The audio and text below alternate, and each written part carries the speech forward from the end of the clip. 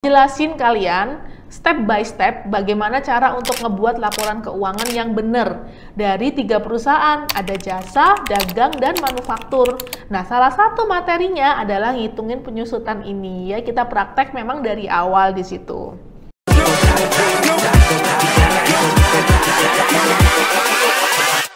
Hold up.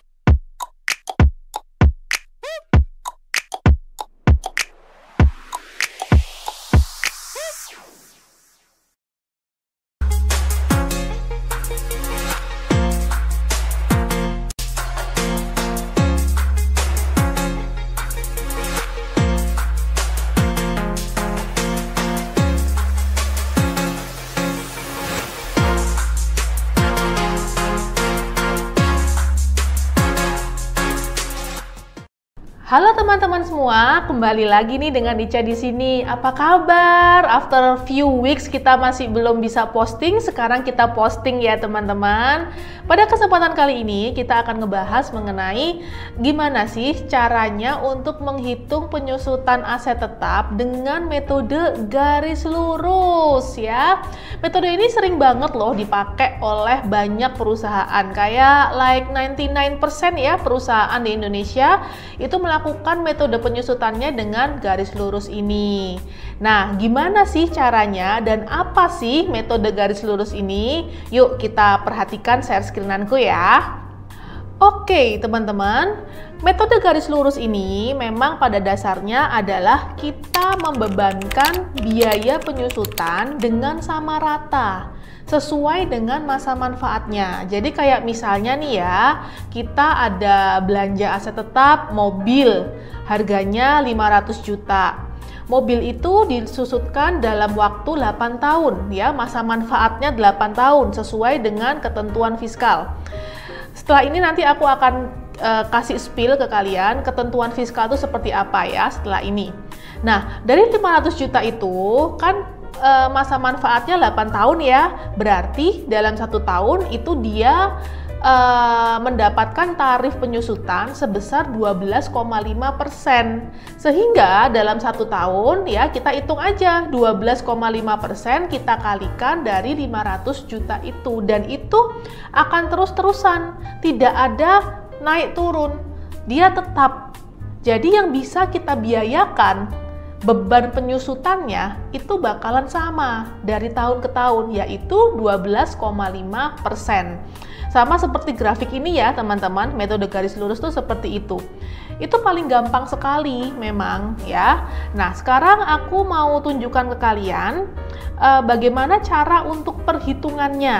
Nah, ini sudah saya bukakan ya untuk tabelnya dan juga tata cara perhitungannya. Jadi contohnya ya teman-teman, ini namanya aset tetap ya. Di sini adalah mereknya atau tipenya, dan ini adalah kelompoknya. Nah, dari masing-masing kelompok ini memang kita harus mengikuti aturan fiskal, saran saya ya, supaya apa?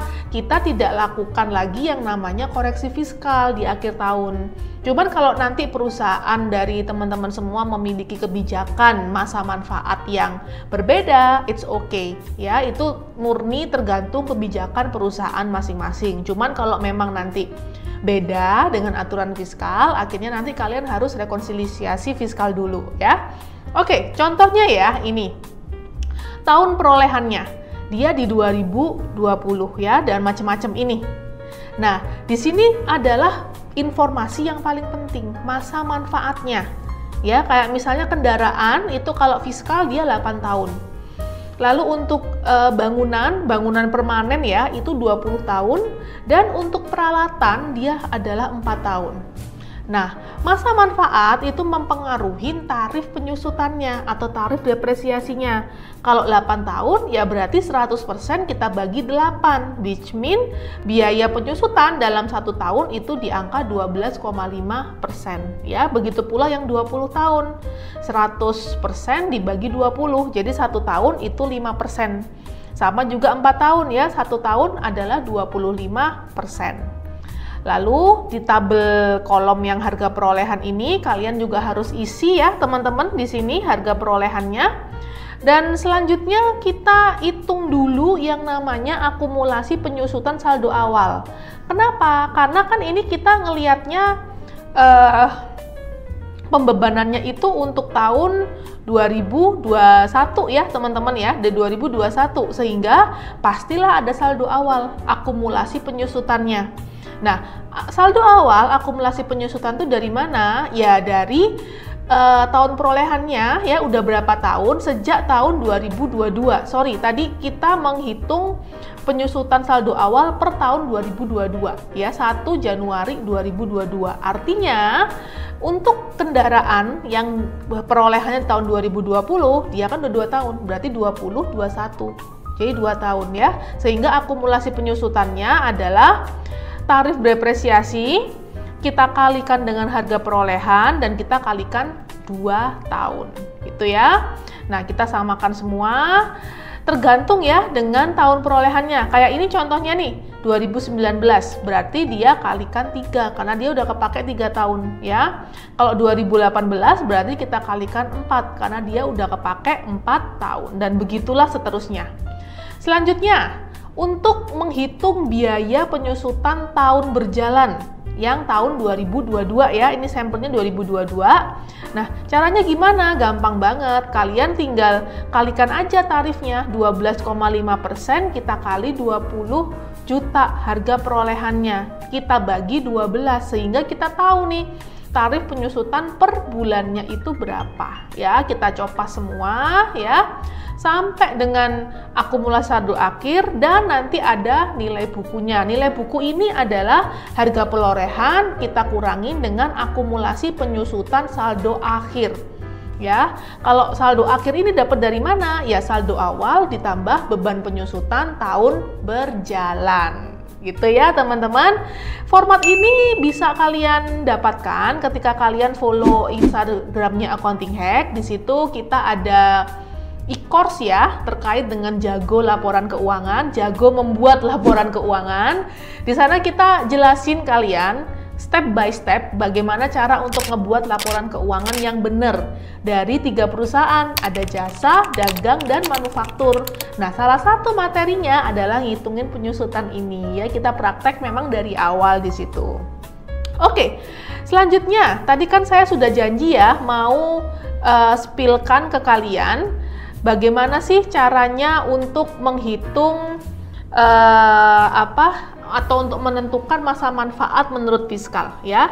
Jadi kalau kalian lihat di sini, ini adalah peraturan Menteri Keuangan ya, nomor 72 tahun 2023. Ini yang terbaru, teman-teman.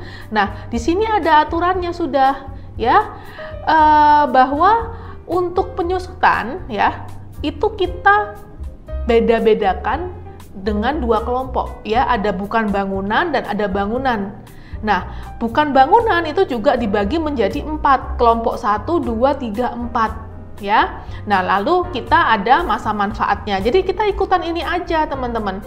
Masa manfaat kelompok 1 itu biasanya peralatan ya, itu 4 tahun. Kelompok 2 itu kendaraan dan mesin kerja ya. Kelompok 3 itu adalah mesin-mesin yang lebih berat.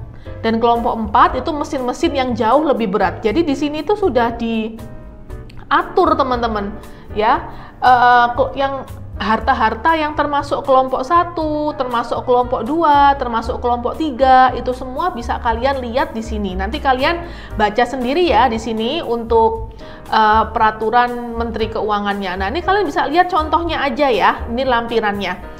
Untuk kelompok 1 ya apa? Ya ini semua jenis usaha. Nah, ini jenis hartanya ya. Ada mebel, ada mesin, perlengkapan, dan kawan-kawannya gitu ya. Nah, kalau yang kelompok 2, nah ini kalian bisa baca sendiri semua di sini karena panjang banget. Nanti teman-teman sesuaikan aja industrinya apa, jenis usahanya apa, terus barangnya apa. Nah, nanti kalian bisa dapat contekan dari salinan peraturan Menteri Keuangan yang ini ya, nomor 72 tahun 2023. Oke teman-teman, semoga bermanfaat sharingan kita pada kesempatan kali ini. Kalau kalian suka, komen aja dan share kepada teman-teman kalian yang membutuhkan informasi mengenai penyusutan garis lurus ini. Sampai ketemu lagi di video kita yang selanjutnya. Di video selanjutnya kita akan ngebahas mengenai tarif penyusutan yang double declining method, yaitu sama-sama metode penyusutan yang diperbolehkan secara fiskal. So, sampai ketemu lagi di video selanjutnya. Bye-bye.